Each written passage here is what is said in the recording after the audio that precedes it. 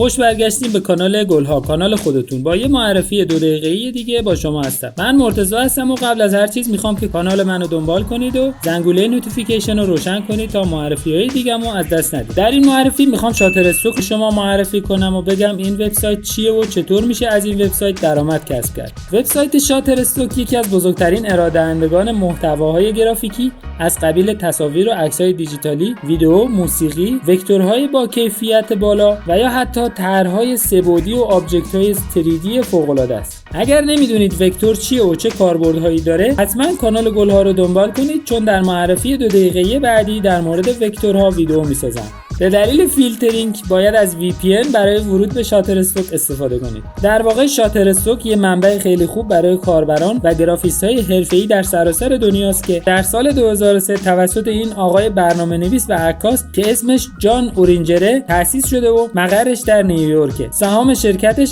به صورت رسمی از سال 2013 در بورس نیویورک معامله میشه. گفته میشه که حدود 100 میلیون عکس با کیفیت عالی توسط کاربران مختلف در این وبسایت بارگذاری شده. پس شما هم اگر از اون دست افرادی هستین که هر کجا میرین سریع دست به گوشی شده و از اطراف و طبیعت عکس میگیرید و در شبکه‌های اجتماعی بارگذاری میکنید، پس سریعا دست به کار بشید و یه حساب کاربری هم در شاترستوک بسازید. سپس عکساتون رو در این وبسایت بارگذاری کنید و بفروشید و درآمد دلاری کسب کنید. البته وبسایت‌های مشابه شاترستوک هم وجود داره که اگر تمایل داشته باشید میتونید از اونها استفاده کنید، مثل وبسایت axha.com، 500px.com، adobestock.com، 123rf.com و غیره که در قسمت توضیحات این ویدیو لینک هاشون رو براتون قرار دادم. به طور کلی شاترستوک یا شاترستاک بیش از $1 میلیون تا حالا به مشارکت کنندگان یا همون کاربرانش پرداخت کرد. در پایان از شما میخوام لایک، کامنت و اشتراک گذاری فراموشتون نشه.